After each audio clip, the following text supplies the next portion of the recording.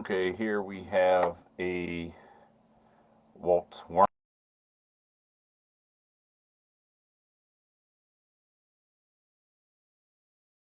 J300 jig hook. This hook is a barbless hook as always. On the bead we have a 3.0 silver tungsten slotted bead. The body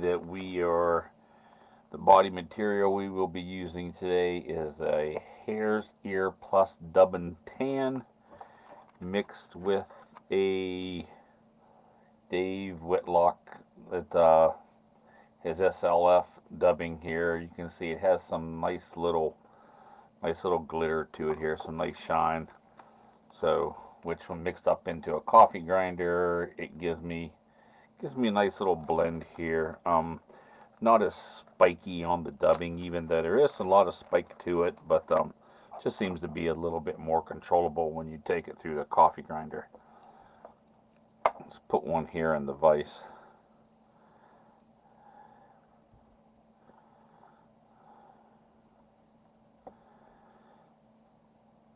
The thread I'm going to be using, I'd like to get a nice little hot spot right here behind the bead. It is a Una thread.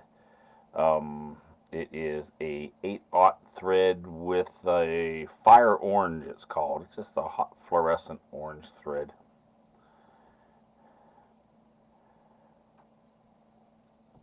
Start a nice little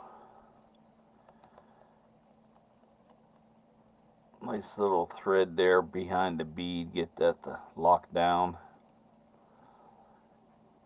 Bring that all the way out to the flat part of the shank of the hook right before the bend.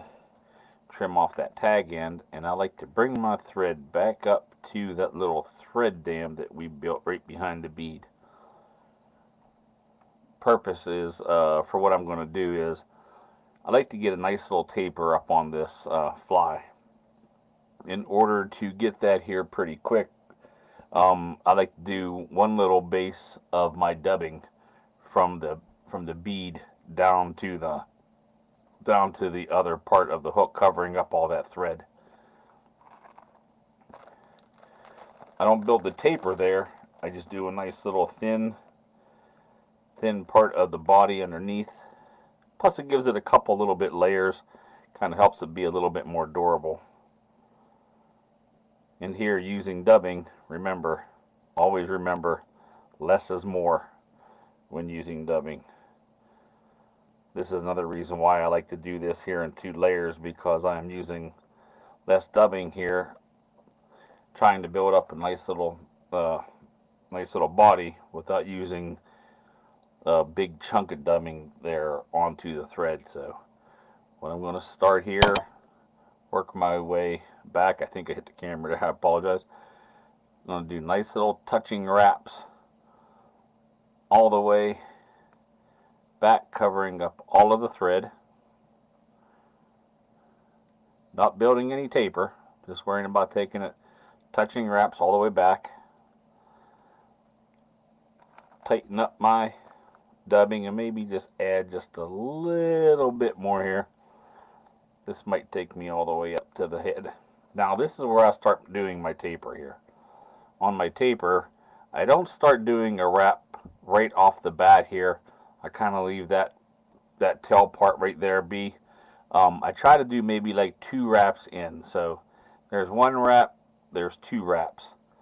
So now on this next wrap here, I'm going to probably do maybe like 2 layers stacked on top of each other. Go up in 1 more wrap and then do 2 more wraps on top of each other. And you can start seeing the taper here start. Here I'll do 3 wraps, 4 wraps, just to start building up a carrot-shaped taper on this fly. Add a little bit more. It's always easier to add the dubbing than it is to remove it. Add a little bit more to the body, building up that taper.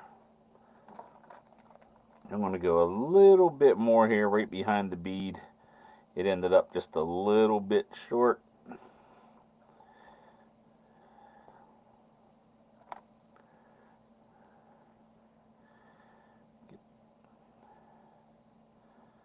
As you can see, that tapered up from one little wrap here all the way up to give you probably a little bit 3 or 4 wraps up here behind the bead.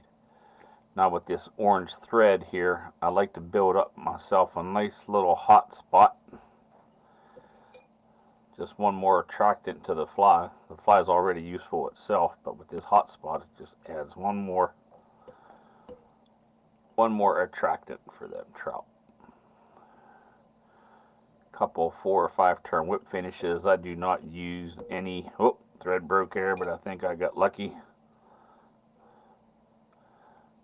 I do not use any head cement there.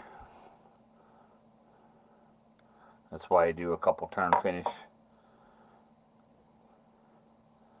There you have it, everyone. The waltz worm. Real simple, real easy, good way to fill up your box. Try it with a couple different hot spots. Try it with a red hot spot. Try it with a green hot spot. I've used this fly here with a red bead, with a orange bead, with a copper bead, with a black bead. It's endless what you can do. If you're in a little bit deeper pocket waters and you need to get down a little bit faster, throw that 4.0 bead on there. Don't be afraid. And if you need to get down even faster, throw some lead underneath that. That'll even help you build that taper up even a little bit faster. But there you have it, everyone. There is the waltz worm. Good luck. This fly should treat you well. Last couple flies I did here was for kind of like for the first day of trout season. It just started here in Pennsylvania, so this fly here is another great fly that should help you have a lot of success out on the water. Thank you, everyone.